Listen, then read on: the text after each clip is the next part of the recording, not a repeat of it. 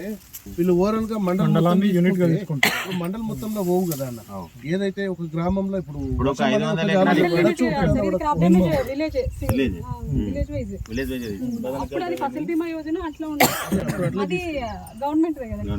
Bank లోనే pay చేయడం. ఫసల్ బీమా చేస్తే మనకి ఇలా రైతు బంధు ఇవన్నీ ఏదో అవసరం లేదు. ఫసల్ బీమా చేయాలి. ఒక్క దగ్గర ఇట్లా అన్నం ఇప్పుడు ఈయనదానికి కూడా ఎట్లుంటది అన్న, ఈ దెబ్బ తగిలి ఇత్తులు 2-3 రోజుల తెల్లబడిపోతాయి. అవి కూడా ఎంత ఇంకా 3 ఎకరాలు. ఇప్పుడు 3 ఎకరాలు వచ్చే పరిస్థితి లేదు. ఇంకొక వారం కూడా పట్టదండి. ఇది రేపైతే వస్తే ఇంకా అంతే. రేపు ఎల్లుండి అయితే కోసే రేపు పండుగ ఒక్క రోజు వానకే మొత్తం 10-15 నిమిషాలకి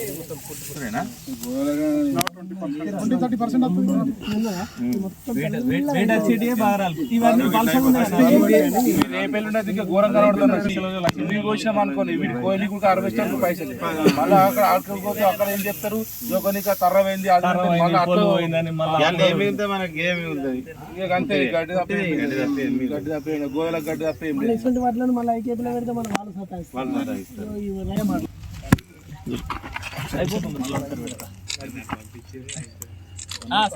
ఫసల్ బీమాను గత ప్రభుత్వం అమలు చేయలేకపోయింది.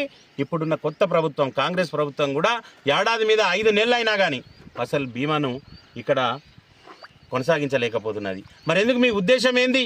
మీ 2 పార్టీలకు రైతులను మోసం చేసుడే లక్ష్యమా? మరి రైతుల సేవ చేస్తున్నామని చెప్పుకునే పార్టీలు ఈరోజు రైతుల కోసం ఏం చేస్తున్నాయి? పంటల కోసం నీళ్ళు ఇయ్యరు. నీళ్ళు ఇస్తే కొనుగోలు ఉండదు, కొనుగోలు ఇస్తే ధర ఉండదు.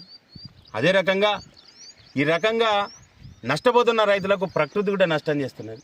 మరి రైతన్ననే వీటన్నిటికీ బాధపడాలా? రైతన్ననే వీటన్నిటికీ భాగస్వామి కావాలన్నా? మరి ప్రభుత్వాలు ఆలోచన చేయాలా?